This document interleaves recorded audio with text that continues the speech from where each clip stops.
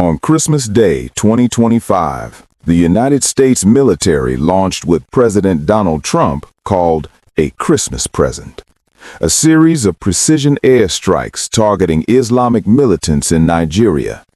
The intended target was the Bani Forest in Sokoto State, a stronghold of the Lugard group.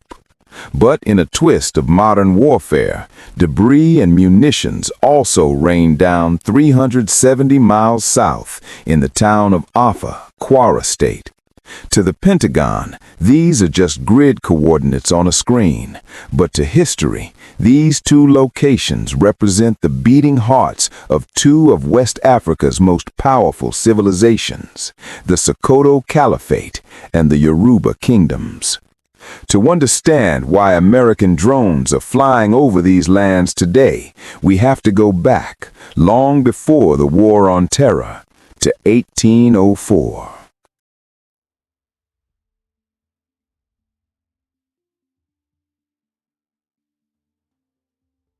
The primary target was Sokoto.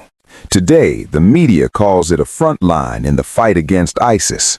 But 2 centuries ago, this was the capital of the single most powerful empire in West Africa, the Sokoto Caliphate. It began in 1804 with a man named Usman Dan Fodio. He wasn't a warlord, he was a scholar, an urbanized Fulani intellectual who preached against the corruption and high taxes of the Hausa kings. This wasn't just a conquest, it was a reformation. Dan Fodio established a sophisticated administration based on law. He appointed emirs based on scholarship rather than just heredity, and created a state that managed over 10 million people. The Caliphate became a center of learning. Its leaders wrote hundreds of books on mathematics, astronomy, and law. Even today, the Sultan of Sokoto remains the spiritual leader of Nigeria's Muslims, a commander of the faithful, whose influence historically superseded modern borders. The irony is stark. The U.S. claims these 2025 strikes were to stop the killing of Christians and combat radicalism, yet the very ground they bombed was the birthplace of a rigorous intellectual Islamic state that once defined law and order for the entire region. Then there's Offa. Reports confirmed that the strike zone's effects reached beyond Sokoto. Photos and accounts describe damaged structures in Offa, raising questions about spillover and targeting. This wasn't ISIS territory. This is Yoruba land. Offa is part of the ancient cultural sphere of the Yoruba people, one of the most urbanized ethnic groups in African history. Long before the British or the Americans arrived, the Yoruba people lived in structured city-states, each with its own Oba and complex councils of chiefs. While Sokoto looked to the deserts of the north, the Yoruba kingdoms of this region were the guardians of the south. The culture here is defined by a profound pluralism. Unlike the monolithic narratives we hear on the news, the Yoruba are religiously diverse. In a single family in towns like Offa, you will find devout Muslims, Christians, and practitioners of traditional Orisha faith living under one roof. When the U.S. president frames the conflict as a defense of Christians against a genocide, he misses the reality of Kwara. Here, Islam and Christianity have coexisted for over a century. The strikes here didn't hit a terrorist camp. They hit a civilization that prides itself on the very tolerance the West claims to defend. But to understand why the drones are there, to understand why a forest in Sokoto and a hotel in Kwara are suddenly on the target list of the Pentagon, we have to peel back another layer. We have to talk about the lie of the map. When you look at the border between Nigeria and Niger, the area where this Lugard group operates, you are looking at a fiction.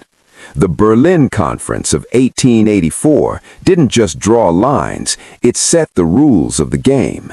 It established effective occupation, a doctrine that eventually forced European powers to hammer out these arbitrary borders without asking a single African for consent.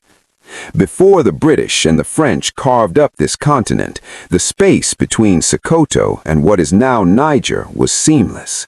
It was a trade corridor, a cultural continuity. The group the Americans claimed to be fighting, the Lakurawa, are described in the press as foreigners from Niger, but in the eyes of history, there is no foreign there. These are people moving through the same Hausa-Fulani cultural sphere that has existed for 1,000 years. But now, because a white man drew a line on a map a century ago, the movement of people is called infiltration, the movement of goods is called smuggling, and the resistance to central authority is called terrorism. Enter Lord Lugard, the architect of Nigeria, a man who viewed the people of the Sahel not as citizens to be consulted, but as subjects to be managed. His policy was indirect rule. He turned the emirs into tax collectors for the crown. Fast forward to today, the strategy hasn't changed, only the accent has. Instead of British district officers, we have American drone operators. Instead of the Royal Niger Company, we have multinational oil interests. The U.S. isn't fighting a war on terror. They are acting as the enforcement arm for a colonial map that is violently unraveling. Let's go back to Offa. The Pentagon likely sees Offa as just collateral damage, a mistake, an unfortunate blip on a radar screen. But if they opened a history book, they would know that Offa is not a place that takes kindly to being bullied. In the late 19th century, during the chaotic Yoruba civil wars, Offa was the site of the legendary Jalumi War. The name Jalumi means drowning in the river. It was here, near the Oten River, that the invading forces met their fate. Offa, allied with the Iloran forces against the expansionist Ibadan Empire, played a decisive role. They cut the crossing at the Oten River, forcing the enemy into the water. The name itself, Jalumi, memorializes the mass drowning of troops. Offa has a martial history. It has a history of resistance. When the U.S. dropped munitions here, they didn't just hit a building, they struck a town that remembers what it means to fight for its sovereignty. The Yoruba didn't need the British to teach them governance, and they certainly don't need the Americans to teach them security by dropping bombs on their heads on Christmas Day. The irony is suffocating. The West lectures Africa on democracy, yet they conduct unilateral airstrikes, an act of war, without a single vote being cast by the Nigerian people. Now we must address the elephant in the room, the narrative. President Trump justified these strikes by claiming he was protecting Christians from a genocide. This is the favorite talking point of the Western media machine. They love to paint Nigeria as a simple battlefield, the evil Muslim North versus the innocent Christian South. It is a lie. It is a lazy, dangerous, simplistic lie designed to manufacture consent for intervention. Go to Kwara State. Go to the Middle Belt. What the West calls a religious war is, in reality, a resource war. It is a conflict over land, over water, over grazing routes for cattle in a continent that is drying up. But climate change causing resource scarcity doesn't sell weapons. Holy war sells weapons. Crusade sells weapons. When you frame a conflict as Muslims killing Christians, you mobilize the American evangelical base. You create a moral mandate for drones. But look at the reality of Offa, the town they bombed.